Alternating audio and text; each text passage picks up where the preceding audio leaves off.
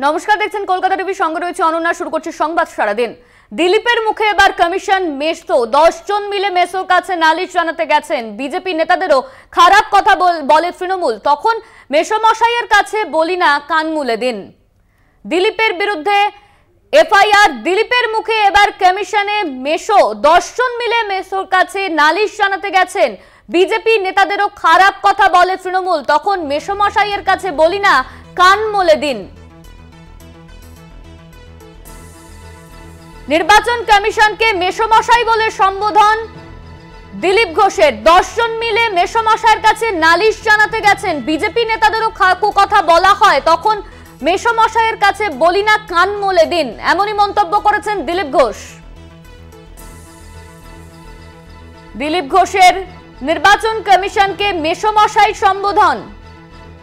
বিজেপির নেতাদেরও খারাপ কথা বলে তৃণমূল। তখন মেসোমশাইয়ের কাছে বলি না, কান মুলে দিন। এমনই মন্তব্য করেছেন দিলীপ ঘোষ। 10 জন মিলে মেসোর কাছে নালিশ জানাতে গেছেন। বিজেপির নেতাদেরও খারাপ কথা বলে তৃণমূল। দিলীপ ঘোষ তিনি ঠিক কি বলেছেন শুনবো। এটা রুটিন প্রোগ্রাম, যথারীতি আমার লয়াররা দেখছেন, চিঠি রেডি, আমরা পাঠিয়ে দেবো। আইনের কথা আইনভাবে হবে। কিন্তু আমার অবাক লাগলো, একটা চিঠি দিতে 10 জন গেছে টিএমসির। ভাই কি এমন হয়ে গেছে? সকালে উঠে মেসোর বাড়ি দৌড়েছ তোমরা, যখন রাস্তাঘাটে দাঁড়িয়ে প্রধানমন্ত্রী, রাষ্ট্রপতি, স্বরাষ্ট্রমন্ত্রী, আমাদের মাননীয় সভাপতি নাড্ডাজি কার নামে কি না বলেছ। আমরা তো মেসোমশাইয়ের কাছে যাই না যে মেসোমশাই কান মুলে দিন। আজকে পারছো না রাস্তায় রাজনীতি করতে, তাই ইলেকশন কমিশনের কাছে যেতে হচ্ছে। যাও, ঠিক আছে, আমরাও আইন মেনে কাজ করি। আমার পার্টি আমাকে বলেছে যে রাজনীতি হোক সাইলেন্টতার মধ্যে, আমরাও এটা মনে করি না। পার্টি আমাকে জানিয়েছে, আমিও পার্টিকে আমার বক্তব্য জানাবো। তো যারা রাজনীতির ময়দান ছেড়ে দিয়ে আজকে ছুটে যাচ্ছেন, যারা কোনোদিন রাজ্যপালের কাছে যেত, রাজ্যপালকে গালাগালি দিত, তারা রাজ্যপালের কাছে চা খেতে যাচ্ছে, ইলেকশন কমিশনের কাছে যাচ্ছে। কেন ময়দানে লড়তে পারছো না?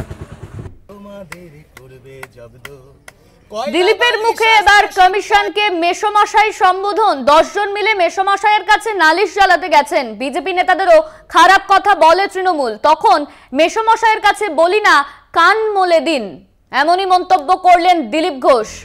মুখ্যমন্ত্রী মমতা বন্দ্যোপাধ্যায়কে নিয়ে কুকথা বলে দিলীপ ঘোষ।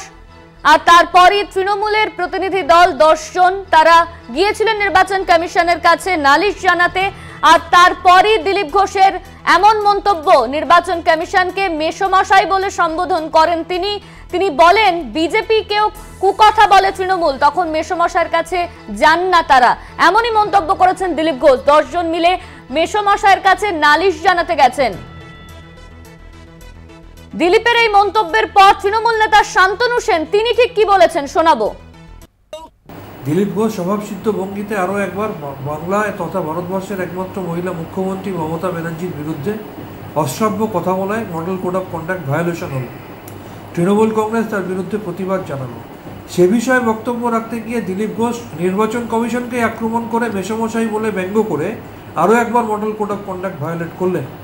আমি মনে করি নির্বাচন কমিশনের দৃষ্টি আকর্ষণ করতে চাইছি এবং পরপর দুবার এইভাবে model code of conduct violate করার জন্যে দিলীপ ঘোষকে শুধু শোকজ নয়, নির্বাচন কমিশনের এমন পদক্ষেপ নেওয়া উচিত যাতে দিলীপ ঘোষ এই নির্বাচনে প্রার্থী হতে না পারে।